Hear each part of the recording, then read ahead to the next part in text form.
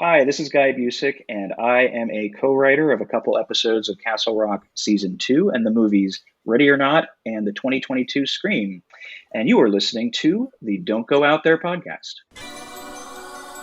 In a world where zombies, ghosts, serial killers, and vampires all exist, it's Nico, Brian, Mike, and Dustin, and they are all that stand between you and the films that could end the world.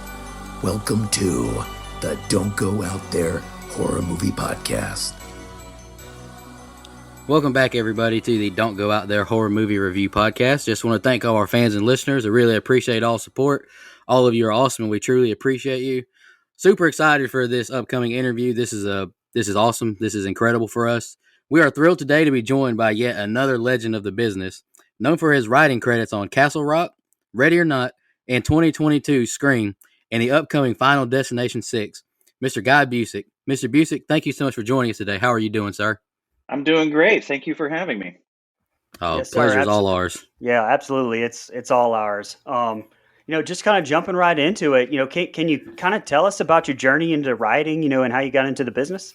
Oh, absolutely. No, my writing partner on Ready or Not, Ryan Murphy and we always wanted to, make movies in some capacity, whether it be writing, acting, directing. And we met in junior high when we were 13. And so we'd make, dumb movies in his backyard. So that was always the plan to move out here as soon as we graduated high school. And we did. And he went to USC and I went to Pepperdine. And then we wrote together as a team off and on. But when I kind of switched from when I kind of narrowed it down to, I think writing is the way I want to go. I was still in college and I interned between semesters over a summer at a big producer's office on a studio lot. And a friend of mine had gotten me the gig, and I just kind of studied. He had really good taste in material. I studied all the scripts he would buy, and kind of like figured out like what do they all have in common, and that's kind of how I started to learn story structure. And then I got a job at Vidiot's video store, and would just pick a director and just like watch all their movies. And I obviously picked up all the usual screenwriting books, but I was sort of self-taught in that respect until I found some mentors that could teach me, whether they be development execs or producers or fellow writers. And then it was just a process. It was, it took a while to find my footing, but I had enough encouragement in the early days that I felt like this is possible. It's just really difficult. So I just stuck with it. Right. And you mentioned your co-writing partner Ryan Murphy, and you guys have been obviously best friends since childhood, like you said. Can you kind of talk a little bit more about that track together, growing up and working in Hollywood and kind of going up through the ranks there? Yeah, absolutely. I mean, it was nice because we weren't always exclusively working as a team. And so when we would go off and write separately or with other partners, we would make new contacts that the other one might not have. And so we could kind of share information, share those resources and contacts. And then when we did pretty much exclusively write as a team for many years, there's just a shorthand. It's like you've known someone for that long, and we kind of always felt we shared the same brain, finishing each other's sentences. It was hard to even tell after we'd finish a script, like who wrote what. And I was like, was that me or was that you? And so we, I guess our journey together was we were writing some kind of larger budget sci-fi action type stuff. And we would sell it. We'd sell it as a pitch or we'd sell it as a spec or whatever. And so we're making, a decent living, but getting something made with a big budget that's not based on IP was really, really hard. Studios don't like to take chances that often on original ideas that are that expensive. And so they were good scripts. I'm proud of them, but like they just weren't going to get made. And so we kind of decided, and I had written a horror script previously, and Ryan had done several on his own. We hadn't really done a horror one together, but we were like, let's do a horror because it's a genre that is always, in demand. The studios are always going to want it. You don't need a big star. Let's figure out a single location and keep this budget down to like 5-6 million and see if we can A, sell it, but then B, push it through the system because it's less of a risk, because it's cheaper and it's genre. You don't need a big actor. So that's when we wrote Ready or Not, which was then titled Family Ritual. And we got radio silence attached, and immediately it was like, oh, there's 3 other parts of our brain, and we just met them. And we had this like insane mind meld and shared the exact same sensibilities, sense of humor, and immediately became great friends with them. And then we took out the project, and a couple studios were interested. Searchlight picked it up, but it was an original idea that Ryan and I had come up with.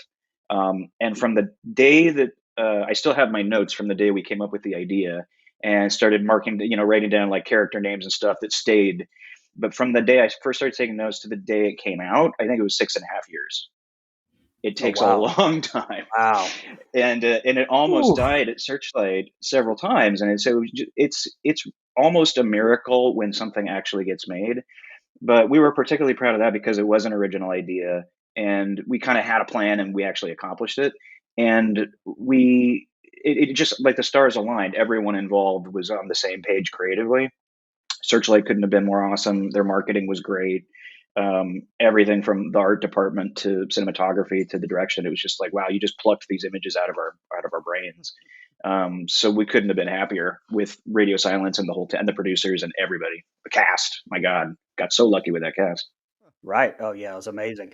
And before we kind of get into Ready or Not, some I have to ask you about. You worked on season 2 of Castle Rock Yeah, as a writer, story editor for that season. Can you kind of discuss your time working on that show? absolutely.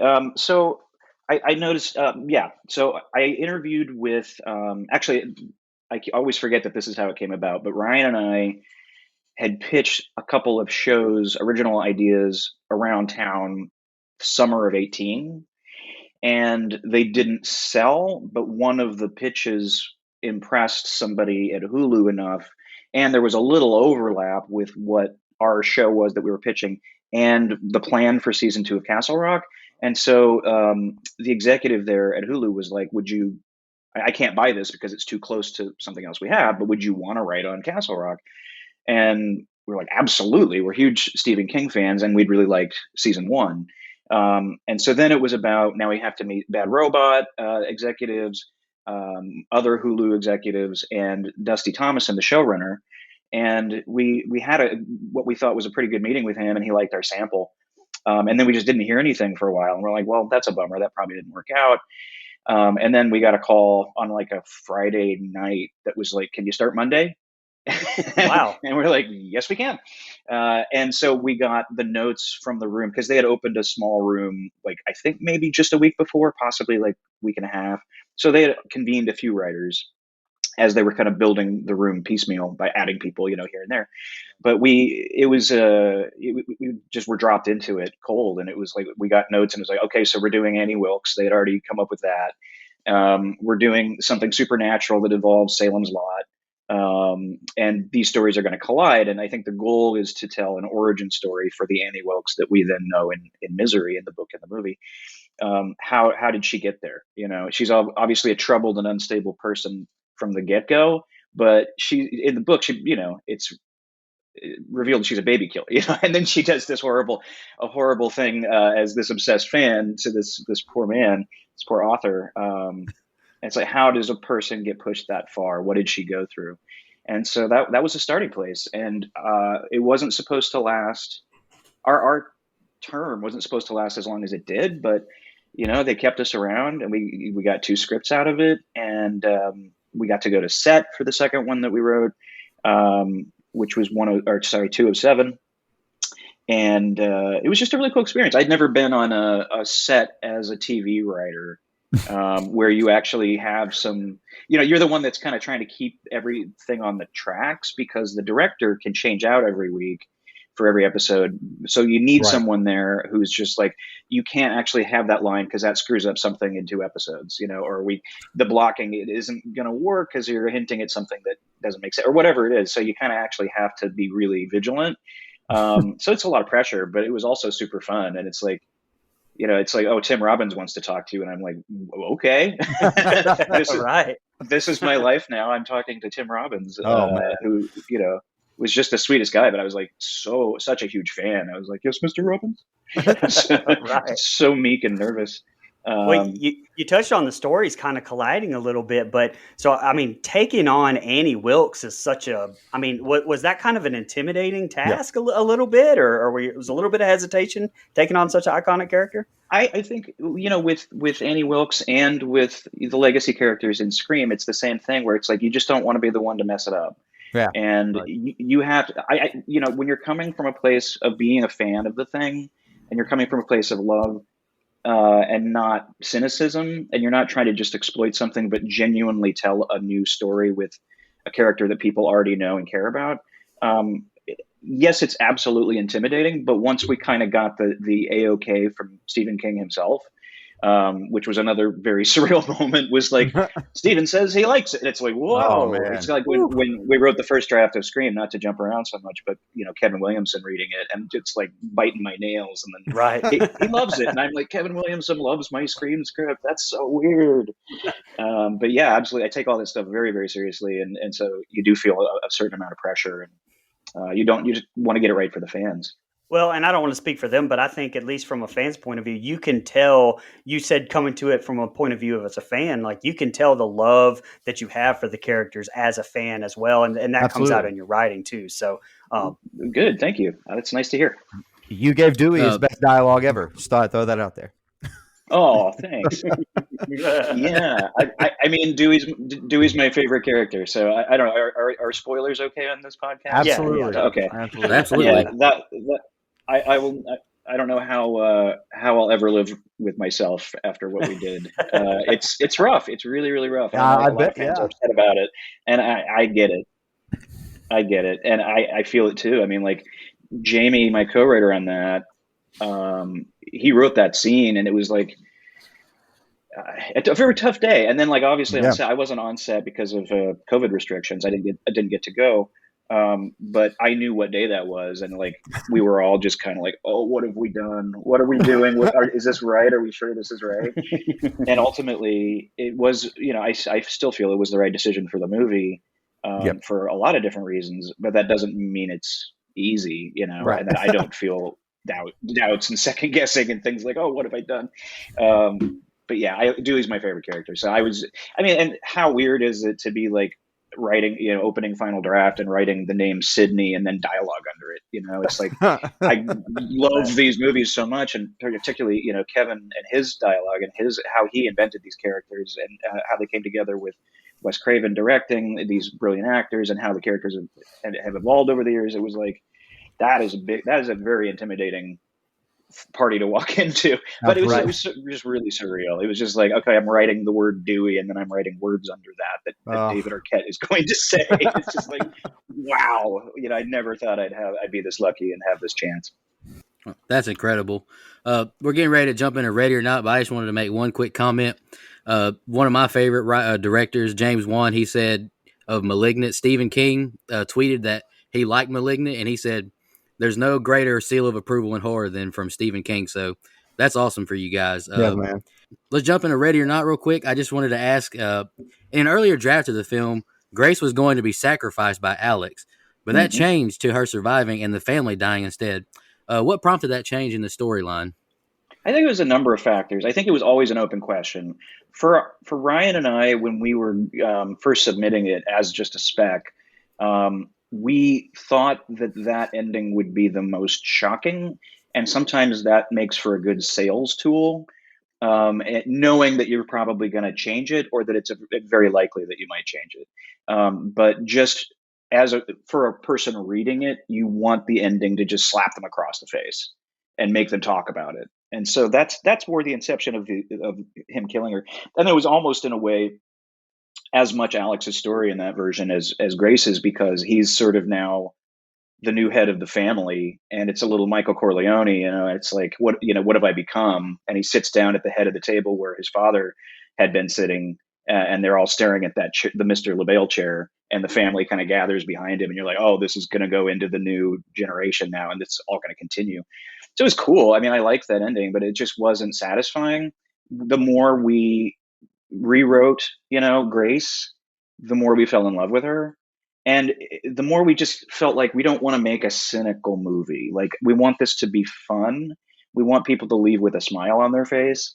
and this is such a fun character, and she's, so determined to survive that it almost felt mean. And none of us are really into that, And the world had changed too since we'd written Right. the first draft. The Yeah. world had, in our view, a lot of our view anyway on the team had kind of gone to shit. And it's like Yeah. people don't want something so bleak where you're saying it's stupid to have hope, because the bad guys are always going to win. And because the bad guys in the real world were winning. And it's like, let's get an escape from that. Let's have Grace Right. turn the tables and actually, win one for the good guys. It's funny you say that because that's pretty much the review I gave Ready or Not. I said this movie's just fun. It's so fun from start to finish. So absolutely, we gave it high marks on this show for sure.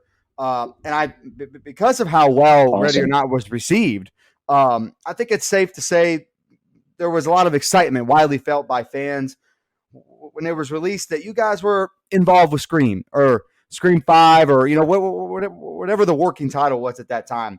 So you talk a little bit about how you guys became attached to the first Scream movie in almost 11 years. Yeah, that actually, it's an interesting story. My writing partner on it, Jamie, who's also a producer on the movie, he has a production company called Project X Entertainment with two other people, Paul Meinstein and William Sherrick, and they had a TV deal with Spyglass, the new iteration of Spyglass that Gary Barber had just started. So they were just having a meeting, and they're talking about things on the feature side that Spyglass now owned, because when the Weinstein Company went belly up, Gary swooped in and picked up some of these titles. And so he now had the rights to Scream, and so someone could now make a Scream movie. And it was basically just like, Jamie, do you want to write it?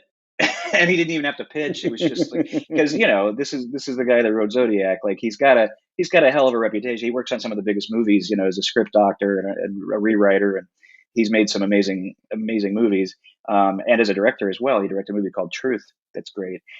So it was basically like, do you want it? And Jamie walked out of the room with his partners and just went, "Did we just get Scream?" And then cut to, I'm on vacation with my wife in New York, and we're celebrating our 10-year wedding anniversary.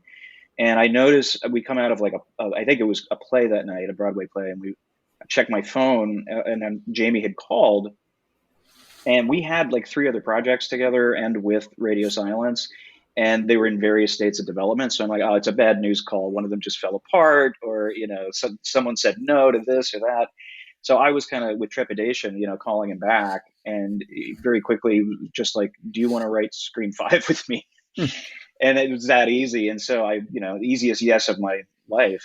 And Jamie and I had known each other for, over 20 years. He's been one of my writing mentors and one of my best friends. And so the idea of actually co-writing something with him was, kind of a dream come true.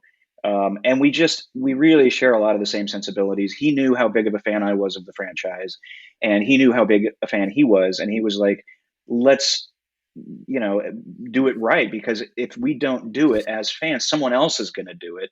And what happens if Right. they don't love it as much as we do? So we felt really oddly protective of it, even though we'd never been involved with them, because we just love those movies so much. Right. And then the absolute first thing that we did from there was call Kevin and just get his involvement. And he was really resistant at first. He was just kind of done with the whole thing. He had some bad experiences, obviously, with the Weinsteins and things, on the first 4 movies, weren't always rosy. And he was just kind of done with it. And then ultimately, he came around, and he was just like, if we dedicate this movie to Wes, I'll do it. And so he kind of then became our godfather on the project, our sort of North Star. Would these characters do this? And does this feel right? Does it feel like a Scream movie? And so it was just invaluable to have him there. And he went through every draft of the script with us and gave us notes and helped us build it. But Jamie and I really quickly figured out what the story was, and we were completely on the same page. The first thing we did was rewatch the 4 movies together, kind of take notes. I'd really like to see this person come back. I'd really like to reference that. And then we wouldn't show each other the notes. And then finally we sat down and did. It was like they had the exact same notes. Oh, wow. Wow. We're like, we're definitely in sync on this. So, we knew what we wanted, and we outlined the hell out of it for probably 5-6 weeks, something like that, where we were in a room just riffing and improvising dialogue and talking about story beats and stuff. So by the time we got to the script, the outline was so detailed. The script took a couple weeks. to write, Oh and wow. it just felt so easy. I've never had a script go that fast. Um, and there were some changes, but it's kind of surprising how close that original draft is to the final product. Um, so we just found the right partners, And the next thing that we had to do was get Radio Silence on board because we're Yeah. like, you know, stepping into Wes Craven's shoes is very daunting. Right. But it was like, again, I think they're the only choice because of how well they handle tone, and Ready or Not is really a cousin of Scream, like they're similar in tone. Like it's scary, but it's funny. And as you said, fun. And that's, the original Scream is what really fully got me into horror because I was not a horror kid. I was like, oh, you can have a horror movie that's fun and with characters you actually care about and like, and you can be, smart with it. And so you can draw a direct line from, Ready or Not, or from Scream to Ready or Not. So we're like, Radio Silence has to do it. And they were, involved in another project too, and it could have been that one, but we were so relieved when we got them. And it was just off to the races. Of course, then the pandemic happened, so the Right. shoot got pushed back a few months, but they managed to do it in fall of 2020, and nobody got COVID. It was insane. That's awesome. They were just really, really safe. So yeah, up against a lot, but made it happen. Well, so and you kind of touched on this a little bit earlier when you referenced Annie Wilkes, and we were talking about the legacy characters for Scream. Did you guys have multiple versions of the script for Scream, like in case the legacy characters opted out? We said we did. Because we had to convince a lot of people that this movie can still happen without them. But in our minds, we were just like, if we don't get these three actors back, and also, we really wanted Marley Shelton back and Heather Matarazzo, but the big three were kind of sunk. Like it won't feel like Scream. Like it's just you need that. You need those characters, and so it was terrifying. I mean, there was no guarantee they were going to say yes. All we could do was write the best script we could, try to give those actors something new to play, so they don't feel like they're treading water. Put all of them in a very different place than they were in 4. 10 years have passed. So what has happened in their lives, and then just pray. Just give them the script, hope they like it, and then one at a time they signed on. But it was agonizing until the deals had been made. It was like, do we have a movie? Are we actually doing this? Because I think Radio Silence, like if they thought it was not going to be possible to get them all back, they probably wouldn't have said yes. And so we really had to be like, no, we're going to get them. We'll get them. I hope. Right. It was terrifying, but they were just they're so wonderful, and they gave us notes on their characters, and it's like, wow, I just got Sidney Prescott notes from Nev Campbell, and Yeah. Right. that's pretty cool. And it's And like, you say, yes, "Yes, ma'am." Nev, Sydney would say that, wouldn't she? Like, you would know. Right, exactly. And speaking of multiple versions of the script, and you spoke on it being 10 years, and we've got these obviously huge expectations from this film coming up once it's announced. I mean, and there were some pretty well-known issues with some of the previous installments with script leaks and killers being changed and all that. How did you guys all address that, preventing this with Scream, or is that something that wasn't even really thought about a whole lot with you guys? Or Oh, it definitely was, and it's sort of a tradition, I guess, to do the fake ending. So for the first time, I was happy to write something that I knew wasn't going to get shot because we just needed a fake ending. And so yeah, Jamie and I we had, and we couldn't just do a search replace with the names. It's like you have to make it make sense because if this gets out, you don't want people to think it is fake. You want them to think they've found the real thing. So we actually had to make new, motives and killers. And one of the, deaths didn't happen at all. And we just went through the whole thing and just had a fake script with a code name. And as far as like the secrecy, it's when Radio Silence, Matt, Tyler, and Chad first read the script, they had to do it in person in a hard copy at the Project X conference room. And I wasn't there in the building that day, but Jamie was, and it was like just behind this closed door. It's like, I wonder where they are in the script. I wonder if they like it. I wonder if they know that we just killed Dewey. And it's like, one of them's going to the bathroom. Is that a good sign? How long did he take? Is he going right back to read, or is he getting a snack? And they just, but yeah, it was all very, very hush hush and, hard copies only. And we're doing that, on this new one as well. Cause we just, we don't want it spoiled, and stuff Yeah. did get out, but I don't think it was that proliferated. I think No. most of the things we wanted to protect were protected. I never saw anything I about say I Skeet. didn't see anything a Right. lot. No, No, yeah, didn't I either. didn't see Yeah. much of anything.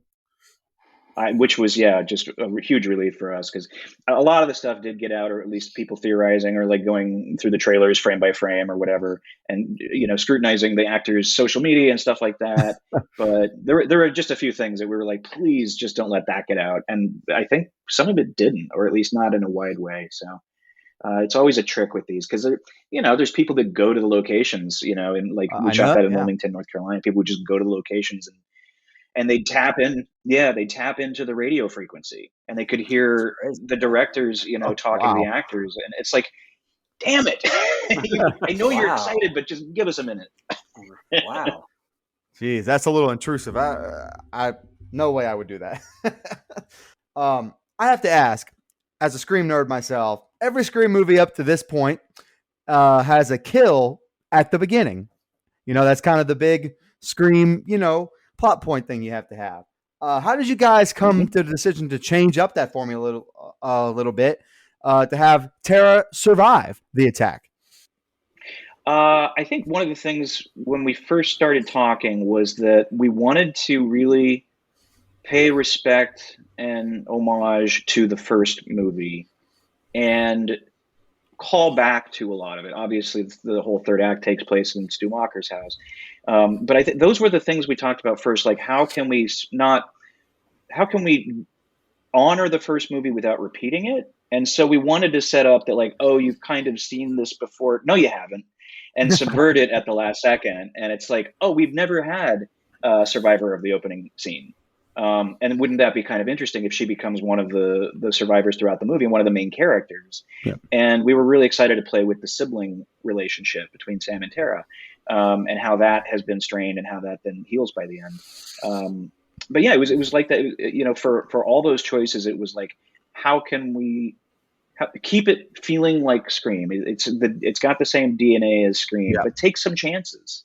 Right. And it's interesting because when we decided to take the swing with Billy Loomis, that was one of the first things we talked about, was that the main character should be his illegitimate daughter.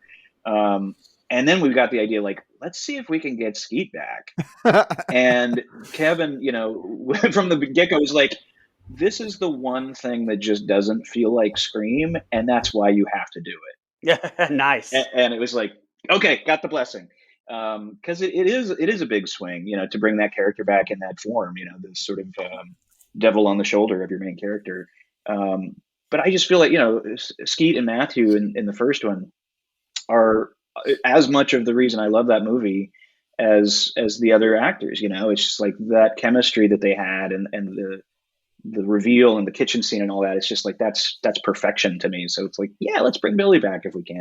And Skeet was game, and he didn't know if it was going to work. None of us knew if it was going to work. A lot of people were nervous. We were waiting for the call saying, like, you got to cut it, or just don't even bother shooting it.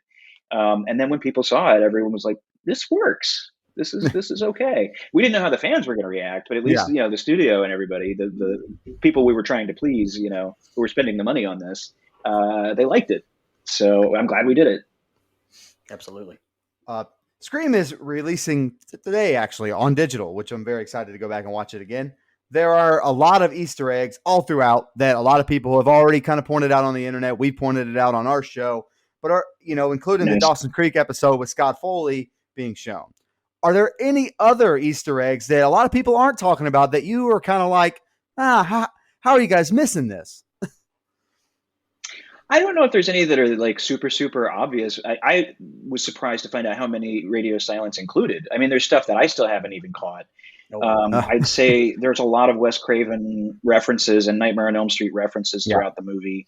The Vince characters' tattoos are all references to Wes Craven movies. Like at the Randy Meeks Memorial Home Theater at the Meeks Martin House, all of his movies are in the collection. It's, The Last House on the Left, People Under the Stairs, the whole shebang. Sydney Lives on Elm Street in the original. Gosh, I mean, the coolest one for me was we went and got other legacy actors who had been in the other four movies who didn't actually appear to then record for us the Yes, yeah, toast to Wes. really cool to find that out. And that meant a lot to me. It was such a thrill. I mean, it's like Henry Winkler and Hayden Panettiere and Matthew Lillard then was also the voice of Chrome Face, Ghostface in Yeah, Stab 8. Um, he's just, and I got to meet him. There was a cast screening, and he came, and I was the biggest Matthew Lillard fan, so I was totally oh yeah, geeking out about Twin Peaks and The Bridge and like everything he's ever done. And he was like, "Wow, you really are a fan." Kind of giving a weird vibe over here, buddy. He was great. But I got a picture taken with him and my wife, and like I will treasure that forever. But yeah, it was a lot of love. I mean, these actors who have been in these movies, they meant a lot to them. They were good experiences, I think, overall. So they were happy to come back and honor that iconic and brilliant director. Yeah, I think I'm trying to think of others. I know there are just a ton. The one I liked also was the reference to Tatum. Yeah. In Dewey's trailer, you see a little box, presumably with her ashes, and that meant something to me because she's never really referenced in the other right. movies. I guess there was a deleted scene in 4 where that Dewey talks about it, and it was cut. I've never seen it, but I've read about it. And then there is the one line in 3 when the killer is taunting him on the phone. Says something mean about his sister dying, but like otherwise, you've never seen what that death meant to him. And I always thought that was a missed opportunity. Like let's explore the weight of that. And honestly, sad Dewey was the other thing that got me excited was like let's put this guy in a really rough spot, Very much give David so. something new to play. And make him kind of the old guy at the bar, like Quint in Jaws, and it's like, oh, I'll tell you about Ghostface. He's been through so much, this poor guy, and he was that version of Dewey got me really excited. It was like that and the Skeet thing were the things on top of my mind. Like, God, I can't wait to do this.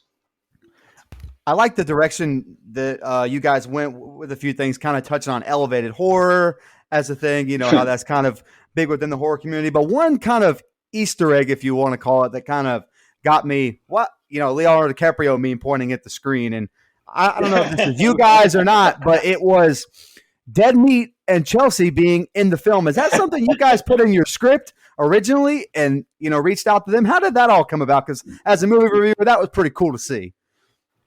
No, that we were so grateful to them for doing it. Basically, it was a later draft, might have even been in production, that we were always toggling how much we were going to see of Stab 8. And we really wanted the toxic fandom theme and motivation to land. And so we thought we should show one of those, I think they're kind of shitty, like why this movie sucks, plot holes, whatever.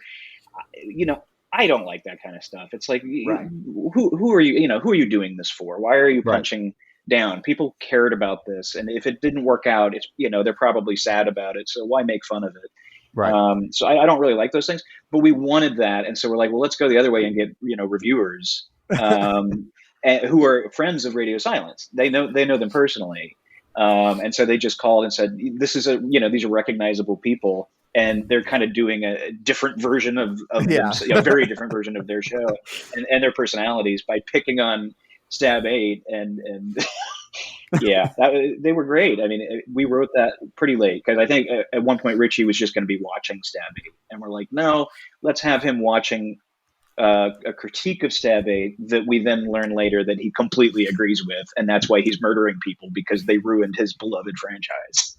Really cool meta moment, gotta say. One of my favorites. That was great. That's awesome. Thank you. Yeah, I love seeing Dead Meat because I'm a big fan of their channel. Guy, we're about to move on from Scream, but I just have one quick question. Sure. This may not be relevant at all, or I could be completely off, but after watching Scream 5, I really got when you were talking about Dewey earlier as your favorite character, I kind of felt like he reminded me of Sheriff Hopper in Stranger Things. Was there any correlation there, or am I just imagining things in my mind? I don't think that actually came up. It might have with Radio Silence, but when Jamie and I were creating that new version of him, I don't think that was one of our references. But yeah, I can see it clearly now that you've said it. It wasn't intentional, but it's certainly there. just seeing Dewey in that trailer out by himself, I love Stranger Things, and I love Dewey's character arc in this movie. I think he did a He's fantastic. fantastic job with it. Absolutely agreed. Thank you so much. I appreciate that because a lot of people are mad at us right now. So No, hearing some I think it's my favorite positivity is portrayal. good. It's my favorite portrayal of Dewey, and your decision to, kill him off. I know that was hard, but I do appreciate from a big screen fan's standpoint that you had to kind of get rid of one of these three to have some weight, and I felt like it was the right call, and it was a great scene, by the way. So, Well, thank you. Yeah, Thank you. So it was a tough one, but yeah, we really did firmly believe this is the best thing for the movie and the best thing for the franchise at this point. And you don't want it to get stale. And as Kevin said to us at one point, he's like, "It's a slasher movie. People are going to die." Yeah, it's true. You got to do it. So once we had his support and David came in knowing full well what he was getting into, and he was very game and it was great sport about it. And I'm sure it was really sad and hard for him. Yeah. So again, I feel a lot of mixed feelings, but it's like he did such a good job in this movie. I just feel like, man, he killed it. absolutely. He was great. He's so good in it. I think all of the legacy and all the new cast are brilliant. Yeah, man, yeah. I was so happy to see David playing something a little different, but it's A little still different, the heart of Dewey. He's got that huge heart. Absolutely. And okay, so moving on to another franchise that I'm personally a big fan of, Final Destination franchise. It's been announced that, I guess I can say that because it's been announced, but that you're helping, you're writing the Final Destination 6. I know you can't tell us anything about it, but can you talk to us a little bit about, entering what has become, a pretty iconic franchise in itself? And it's been since 2011 when Part 5 was released too. So, which is actually, by the way, a really good installment in that franchise. By the way, I agree. It was much better than it had any business being to me. But how did you kind of approach jumping into another franchise like that? Well, it kind of came about in an unusual way. So John Watts, the director of the Spider-Man movies in the MCU, biggest director in the world right now, at some point had a chat with New Line about Final Destination, and he always loved those movies and that sort of premise, that beautiful, clean premise that Jeffrey Reddick came up with on the first one. And so he went to them and was like, I have an idea for another Final Destination that's a little different, and I don't know if you guys would be open to it. And they were like, absolutely. So he wrote a treatment, and it's, it's only like 5 pages, but it's very detailed. It's like here's the idea, here are the characters, and here's a loose structure. And so then New Line, and a lot of other places do this too, but I think New Line is kind of known for this. They do what they call roundtables, where they just pay horror, writers in whatever genre of the movie that they're developing a daily rate to just hang out. And usually it's in a room, but now it's on Zoom. Just hang out and pitch ideas. And so I got invited to that, and I was like, oh, that's awesome, because I love these movies, and I would love to do that. So they sent us the treatment, and then we kind of just built on that, like pitching death sequences, pitching character arcs, stuff like that. So a good friend of mine who's also a horror writer was also on that, and we found out like the night before. It's like, oh, I'm going to see you tomorrow at the Final Destination thing. And nice. So it was us and like, I don't know, 6 or 7 other horror writers. And the thing about these things is when there's not a contract set for 1 or 2 writers or whatever to work on it, these are kind of auditions too. It's who really gets this? And so they approached a few of us to come in and officially pitch. And they asked both me and Lori, and I was super, super busy and didn't know if I could pull it off with my workload. She was about to go off and direct her first movie based on her great script called Bed Rest. Okay. And so, but we both loved the franchise. And the other thing is, I have a rule, and I think Lori does too, that we never pitch against friends. It's just things get ugly, It's like feelings are hurt. So if I ever find out that someone I know is pitching on a project, I'll just immediately back out. But we were like, well, we don't really have time solo. What if we team up? And we'd never written before or anything, but we have, again, a really good friendship and share the same kind of sensibilities and tastes. So it was like, I think we can make this work. So we pitched as a team, and we got the gig. So really, we are still working from, John's ideas, John's treatment. We're scripting now. we have some really, really fun stuff. I wish I could tell you about it because his idea is so cool. I think the fans are going to be like, "Oh, this is new, but it's still what we love." Yeah, You know, that's great. it's not any kind of a reboot. It's not saying nothing. You know, those other things didn't happen, but it is its own thing in a really exciting way.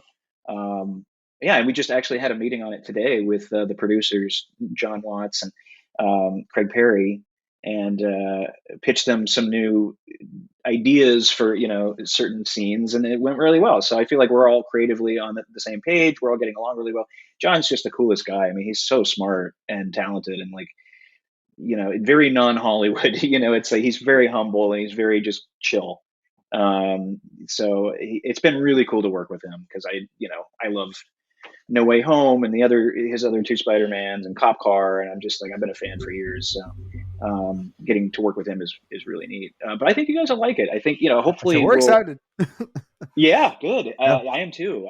We don't have a director yet. We don't have a cast yet. We don't have a location or a budget because we need a script first, and we're still working on it. But things are progressing. I know that New Line and they want it to, I think, be HBO Max. I think they're really hungry for this, and so if we can get this right and get it right quickly, then hopefully things keep progressing. Oh, that's great. I'm excited. Yeah, good. It's also been announced that there's going to be a sixth installment in the Scream franchise. I know a lot of things kind of change in regards to, story and script and all that as the process goes. And I know you can't tell us any of that, and I wouldn't really want you to, honestly. But are there ideas that you had while doing the last one or while working on the last one that you're like, oh, if we get another chance at this is where I'd like to take that story? It's kind of a yes and no, because of course we had conversations and ideas here and there, but our thing, and Jamie's worked on movies that were supposed to be franchise starters that just didn't go. It's like, so the idea of holding something back for a potential sequel or planning out a trilogy when you don't know how the first one's going to do, it's counterproductive. And it's like, just make the best movie now that you can make, put everything into it now, because if this is the last Scream movie, for another 10 years, make it as good as possible and don't just save stuff. But that said, of course, we were like, we're establishing this new younger cast. Where would we like to see them go in their lives? Where would we take their character arcs? What would be another motivation for a Ghostface that feels very relevant and timely? Like we kind of took on Toxic Fandom with the last one. Like, what's something else we could say with this franchise, which is it's always commenting about movies, the state of the genre, the horror genre specifically, and then the relationship between fans and the creators. And there's just a lot to say. And so it's like, yeah, we definitely had ideas. And it's the funniest thing. I told you the story about how Jamie and I wrote our notes separately, kind of secretly, and they were overlapping almost entirely. Same thing on 6 when we first had our conversations last year, where it's like, okay, this is because the movie had been shot and everyone was really happy with it, and it's like, okay, I think as long as it hits, as long as it doesn't absolutely tank, then I think we're going to get to do another one. So what is it going to be? And again, we held up our notebooks and it was the same stuff. That's great. It's just we feel really good about this. Good. The script has gotten a really good response. I got one of the best emails of my life 2 days ago because Kevin had just read it, and it was nice. He was so effusive that it was just like, man, that's a great feeling. That the creator of all this trusts us awesome. To move this forward, and absolutely. Man, it's such a good feeling. So I'm so excited for this next one. I think we can match or exceed what we did with 5. It's a really fun idea. So again, we hope the fans accept us and go along for the ride. And if we get to do more than 6, fantastic. But we have the same attitude with this one. It's like, don't save anything. This one might not work, and then it all goes away. So don't end on the cliffhanger. Make sure you give them a full meal. And not just the appetizer. That's awesome.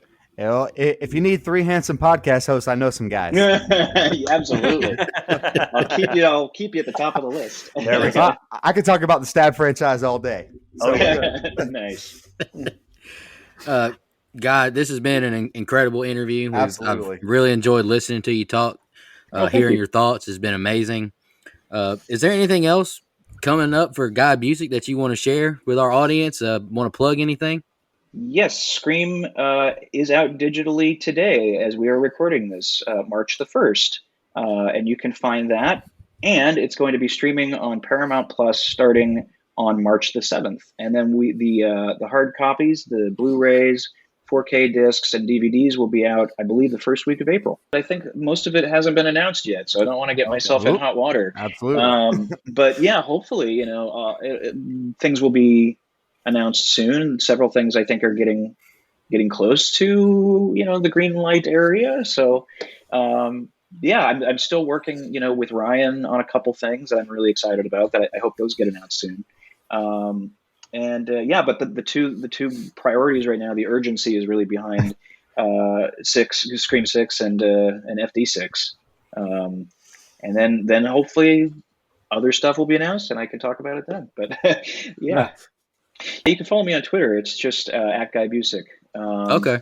And I should get more on Instagram, and I keep saying I'm going to do that, but really I don't. I'm not so much on that. Well, you don't have time. You got time for that? It's good to be busy. I won't lie. A lot of fun projects, so I feel very lucky, and I'm very grateful that I'm getting to work on these things. Absolutely. Just want to thank you again for your time coming on the show. Really appreciate it. This has been It's an my incredible pleasure, interview. guys.